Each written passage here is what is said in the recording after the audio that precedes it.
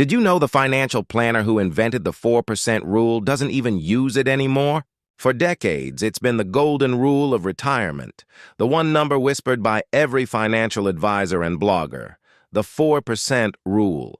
It's beautifully simple. Save up a nest egg, withdraw 4% in your first year of retirement, adjust that amount for inflation each year after, and your money should last for 30 years. It feels safe. It feels certain. It has become the bedrock upon which millions of retirement dreams are built. You've probably used it yourself to calculate your own FI number, that magic portfolio size that unlocks financial independence.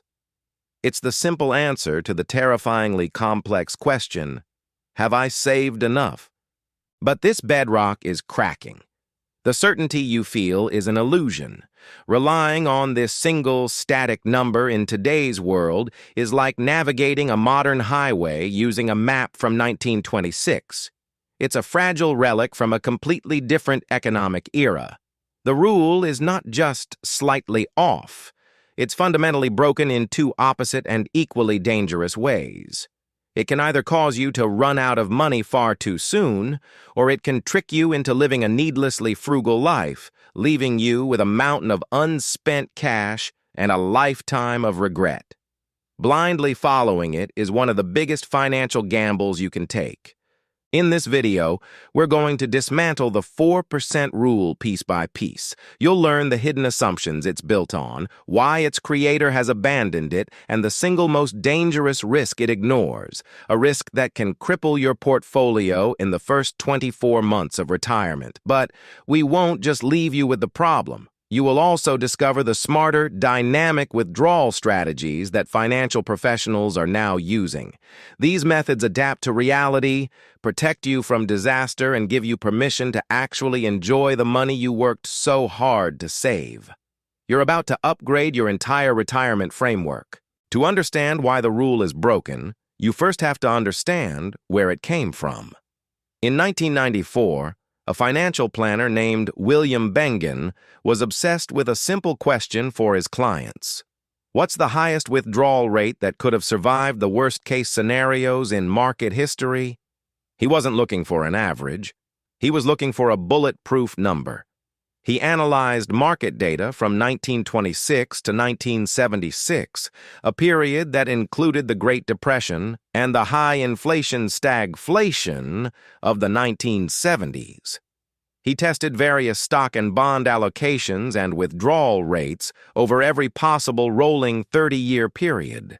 His conclusion was groundbreaking. A 4% initial withdrawal, adjusted for inflation, was the highest rate that survived every single historical period, even starting retirement on the eve of a massive crash. Bengen's work was revolutionary, but it was a 1998 paper by 3 professors from Trinity University that launched the 4% rule into superstardom.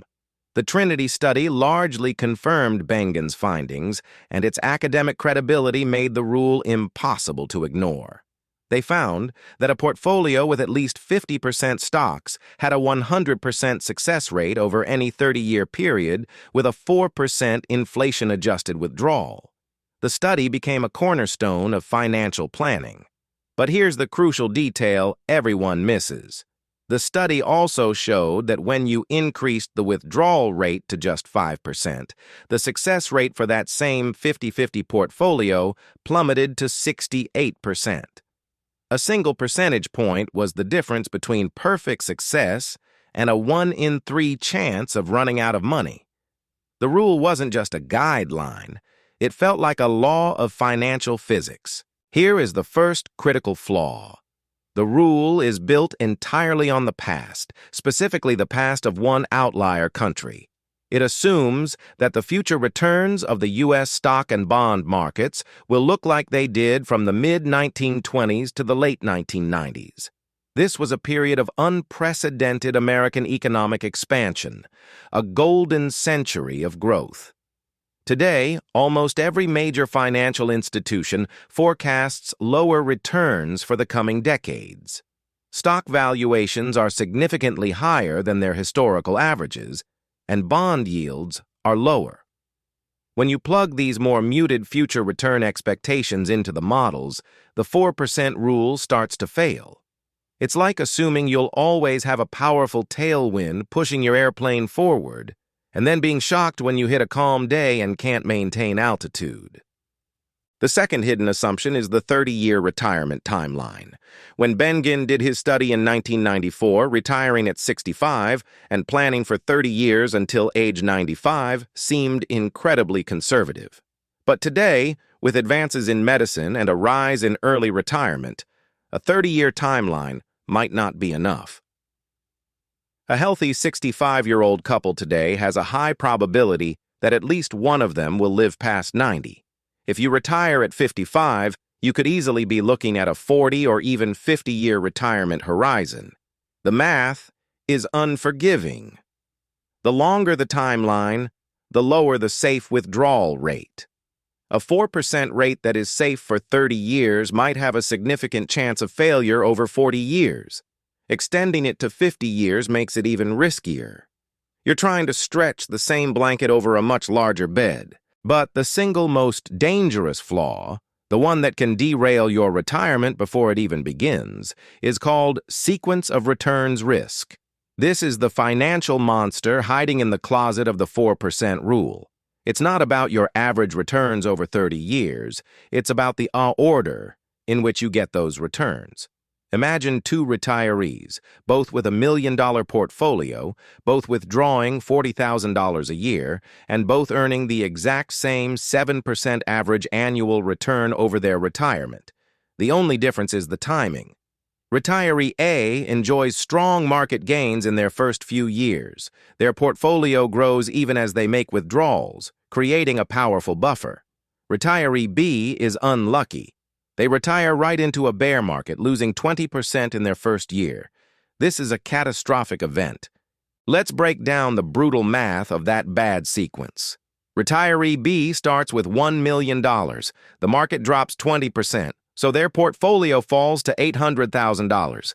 Now, they still need to withdraw their planned $40,000 to live on, but that $40,000 is no longer 4% of their portfolio. It's now 5% of their diminished $800,000 balance. They are forced to sell more of their assets at rock-bottom prices just to generate the same amount of cash. This permanently impairs the portfolio's ability to recover. Even when the market eventually bounces back, they have fewer shares left to benefit from the rebound. It's a downward spiral. Bad returns combined with withdrawals in the early years create a wound that may never heal, even if average returns are strong later on. The 4% rule's rigid withdrawal schedule completely ignores this lethal threat. Another subtle but significant flaw is the way the rule handles inflation. It dictates that you take your initial withdrawal amount and increase it by the rate of inflation every single year, no matter what. This sounds logical, but it doesn't match how people actually spend money in retirement.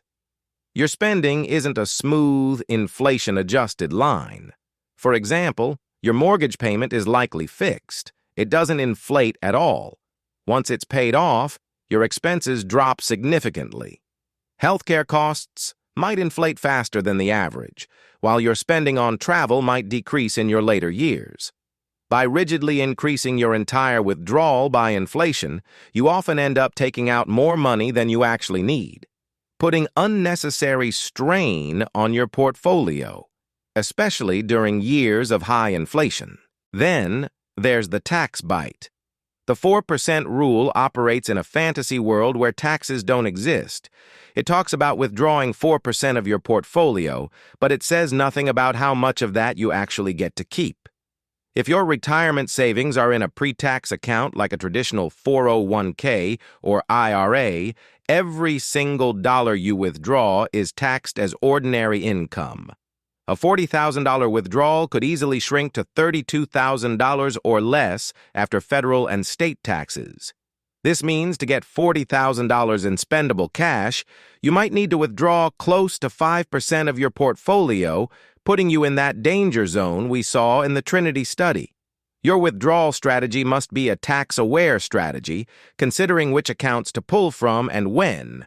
Something the simple 4% rule is utterly blind to.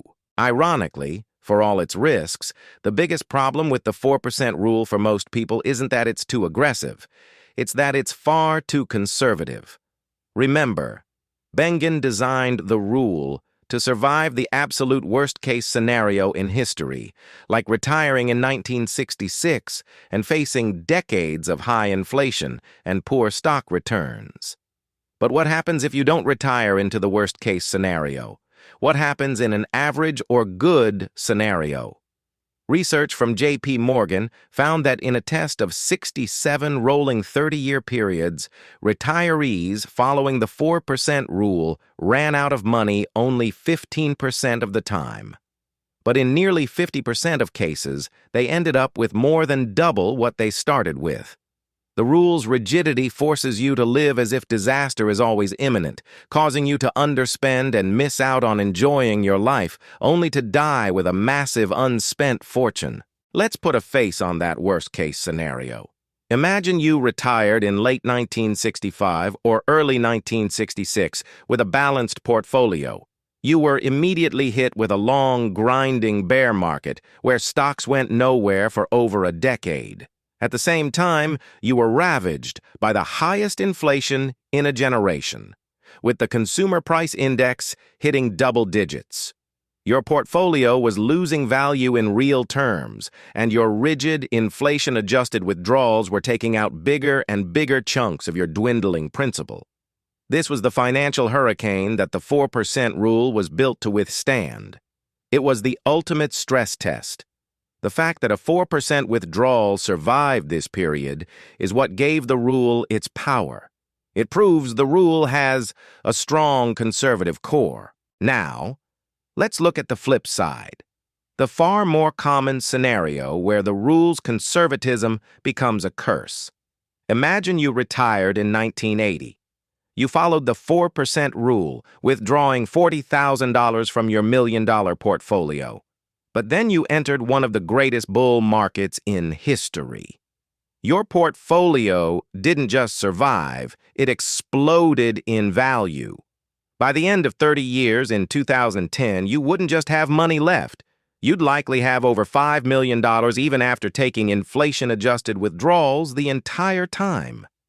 You spent 3 decades worrying about every dollar, maybe skipping vacations or delaying helping your kids, all because a rigid rule told you to plan for a disaster that never came. You won the game, but you forgot to enjoy the prize. So, what does the modern data say? Financial research firm Morningstar runs these simulations every single year using updated forward-looking return expectations. For 2024, they concluded that a 4% initial withdrawal rate had only an 81% probability of success. To get to the 90% confidence level that most planners prefer, you'd have to lower your starting withdrawal rate to just 3.7%. For 2025, thanks to slightly better market conditions, they revised this number up to 3.9%. Think about what that means. The new 4% rule is actually a 3.9% rule. This isn't just academic tinkering. For someone with $1 million portfolio, that's a reduction of $3,000 in your first year's income. It highlights a critical truth. The safe withdrawal rate is not a static number carved in stone. It is dynamic, and it depends entirely on the market conditions at the moment you retire. This brings us to the solution, moving away from a static rule and embracing a dynamic withdrawal strategy. The core idea is simple. Your spending in retirement should have some relationship to how your portfolio is performing. You wouldn't keep your foot slammed on the accelerator in your car if you hit a patch of ice, and you shouldn't keep your spending on autopilot if your portfolio hits a bear market. A dynamic strategy builds in flexibility. It creates rules that tell you when to spend a little less, and, just as importantly, give you permission to spend a little more when times are good. This single shift in mindset is the most powerful way to combat sequence of returns risk and avoid the trap of underspending. One of the most popular and effective dynamic methods is the guardrails strategy. Imagine your retirement path as a highway. Your target spending is the center lane, but you also set up guardrails on either side. For example, you might start with a 5% withdrawal rate as your target, which is higher than the 4% rule suggests. However, you create a lower guardrail. If a market downturn causes your withdrawal rate to rise to 6% of your now smaller portfolio, you trip the guardrail and cut spending by 10%. Conversely, you set an upper guardrail. If a bull market causes your withdrawal rate to fall to 4% of your now larger portfolio, you give yourself a 10% raise. These rules force you to be disciplined in bad times, but give you a clear mechanism to enjoy your wealth in good times. It's a systematic way to adapt. Another powerful strategy, especially for managing sequence of returns risk, is the bucket strategy. You mentally divide your portfolio into 3 distinct buckets. Bucket 1 is for your short-term needs, holding 1 to 3 years' worth of living expenses in ultra-safe assets like cash, CDs, or short-term bonds. This is your buffer. Bucket 2 is for your medium-term needs, covering years 4 through 10. It holds a conservative mix of bonds and maybe some stable dividend stocks. Bucket 3 is for the long term, 10 years and beyond. This bucket is filled with growth assets like stocks.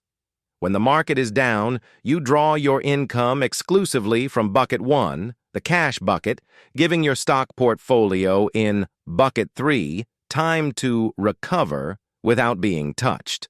It's a psychological and practical masterpiece that prevents you from ever being a forced seller in a panic. Let's tackle the biggest misconception head-on. Many people think the 4% rule is a safe rule that guarantees you won't run out of money. The research shows this is false. It is a guideline based on past performance, not a guarantee of future results. The future can and will be different. Relying on it as a guarantee is like assuming that because it has never rained on your birthday before, it is guaranteed to be sunny this year. The very research firms that study withdrawal rates are now explicitly warning that future returns are lower, making the old 4% number less safe than it used to be. Safety comes from flexibility, not from clinging to a single outdated number. The second major misconception is that you must stick to your inflation-adjusted withdrawal no matter what. This rigid mindset is the rule's Achilles heel. Real life isn't that linear. You might have a big one-time expense, like a new roof, 1 year, and very low expenses the next. The best strategies, as we've seen with guardrails, embrace this variability. In fact, studies have shown that just being willing to forego inflation adjustments for 1 or 2 years following a market crash can dramatically increase a portfolio's longevity. It's a small sacrifice that buys you an enormous amount of security. Sticking to the rule during a downturn out of sheer stubbornness is a recipe for disaster. The third and perhaps most liberating misconception to bust is that the 4% rule is the most you can spend. As we saw, the rule was designed as a floor, not a ceiling. It answers the question, what's the most I could have spent in the worst possible time to retire? For the vast majority of history, you could have spent significantly more without any issue. By treating this worst-case number as your permanent spending limit, you are virtually guaranteeing that you will underspend over your lifetime. You are robbing your present self to overprovide for a future self that may never encounter the disaster you're planning for. Dynamic rules fix this by giving you a clear signal when the coast is clear to spend more and enjoy the fruits of your labor. And this brings us back to our opening hook. The most powerful evidence against the 4% rule comes from its own creator. In recent years, William Bengen has publicly stated that the 4% figure was a worst-case scenario based on historical data. He no longer uses it. Looking at the data and market conditions now, he has revised his safe number, which he calls the safe max, up to 4.7%. He even suggests that for most retirees who are willing to be a little flexible, a withdrawal rate between 5.25% and 5.5% is perfectly reasonable. The inventor of the rule has moved on. He has embraced a more nuanced, flexible, and optimistic approach. The question is, why haven't you? Stop outsourcing your financial future to a 30-year-old rule of thumb and start building a withdrawal strategy as dynamic as your own life.